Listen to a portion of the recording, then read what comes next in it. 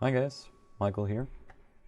Now we're going to be using Tinkercad today to build a house, and with that house we're going to show off the brick mode, which allows you to turn your creations into kind of a Lego-esque style, and moreover gives you the ability to build those by giving you step-by-step instructions.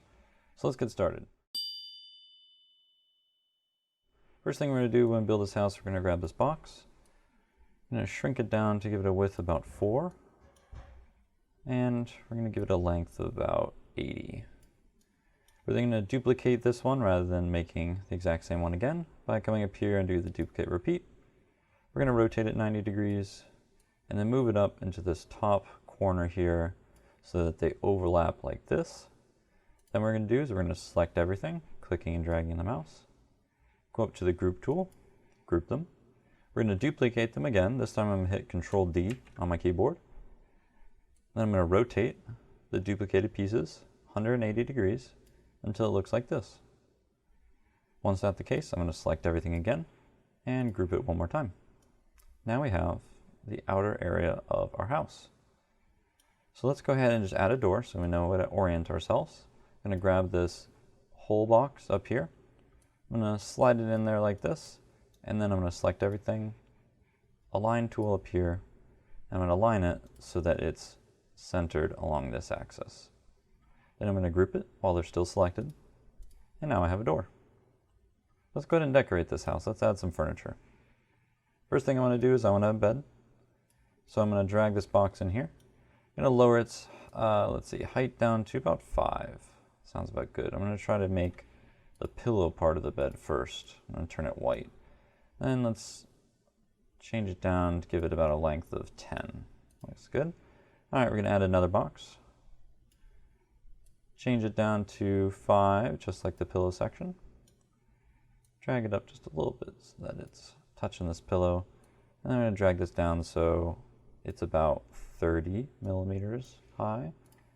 And then we're going to change it to, let's say, about this blue color. Yeah, that looks good.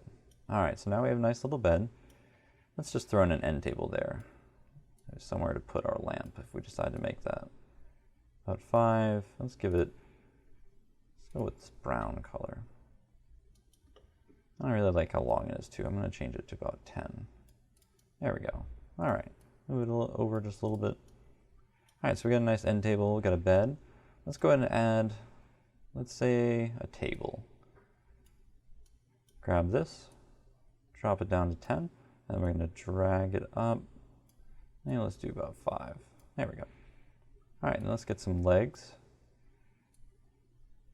Drag that into 5 by 5.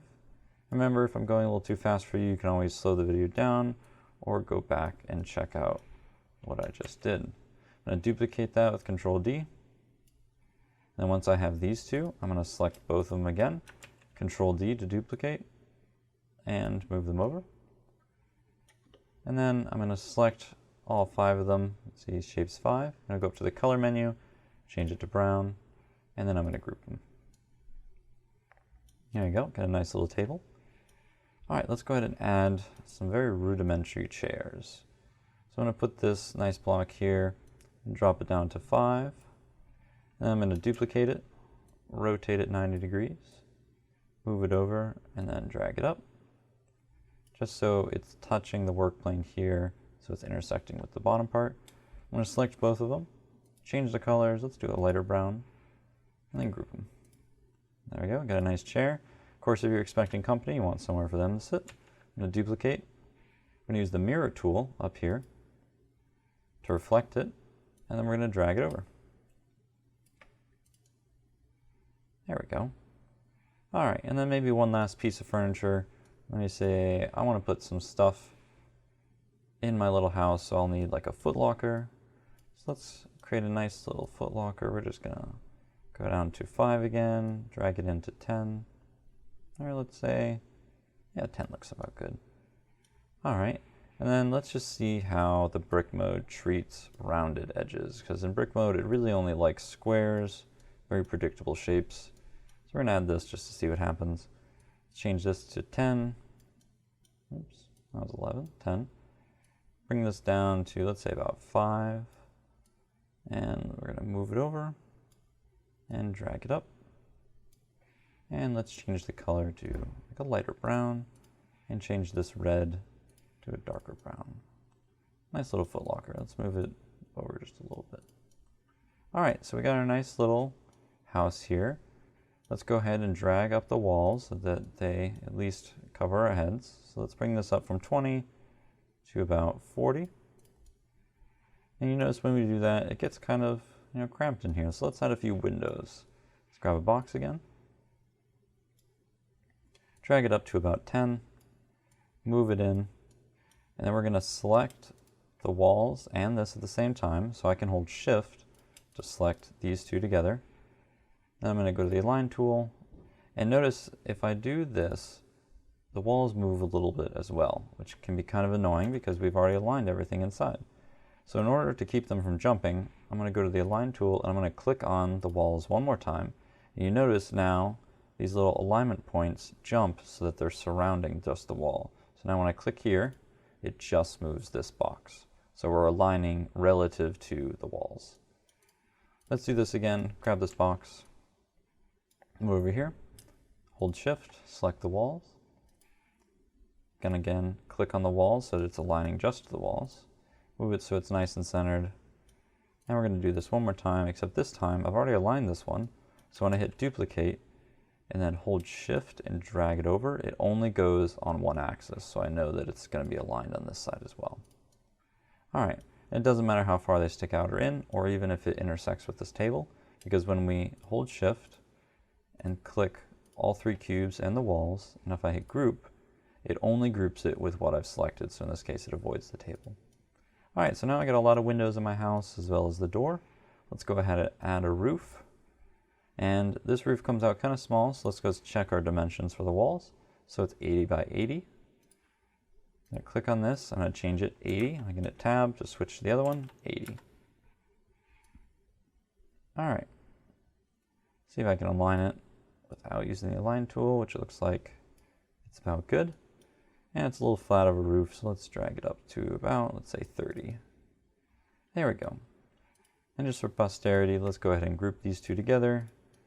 We get a greenhouse. Let's change this house color. I want to do like a nice pink. Sure, let's do that. All right, so let's go ahead. Now that we've created our model in Tinkercad, let's see what it looks like in the brick menu. So if we go up here, you see where it says bricks. If we click on that, it comes up with this little model. Now you notice, of course, it's missing quite a few things. That's because the brick way it generates this is not exactly the most comprehensive. You can see the tables coming through the window. Now this is at a 1-to-1 ratio. I like working in the 2 times, which is the second one right here, because it comes with much more predictable results, if not a bit bigger. You can see the size of the bricks are a lot larger. But you can see our rounded trunk didn't really come out. It's still just a big block. The bed came out quite nicely, as did our nice little end table. And while the chair looks like it's pushed up a little bit more on the table, it still came out. The windows came out quite wonderfully as well. And we even got a bit of a nice roof here. Now we can look at it in the 3 times, which is noticeably large. The bigger your model, the longer it takes for it to generate. But you can see we got some of this rounded on the trunk right here. The bed is a lot bigger. And everything else looks just about the same, except for this window looks like it's absorbed some of the table, which is quite happens. All right, let's go back to 2. So one of the cool features of the brick mode is if you change it from ground to layers, you can get what's essentially a step-by-step guide to building this model yourself.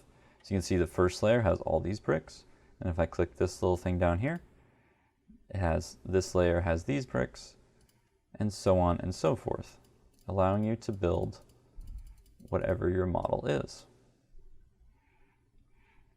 Now this can apply to a lot of other 3D models. You know, this is the Boston Dynamics spot robot that we made in another tutorial. If I were to switch this to brick mode, you can see it comes out quite hilarious in the 1 times. Change it to 2 times, comes out with a pretty good representation of what we've made. And then 3 times, much better looking and much closer to what it is. Same goes for the 3D coral that we made. 1 times, pretty okay. 2 times looks a lot better though. And of course 3 times will take a while to generate, but it comes out the best looking, if not the largest by far.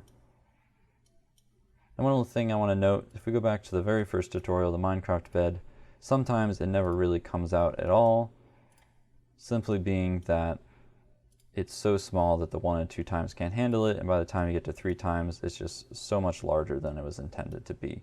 So at that point, you can kind of practice your own discretion.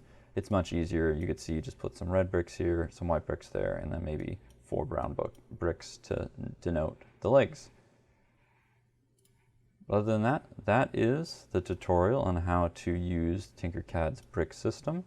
Thank you guys for watching.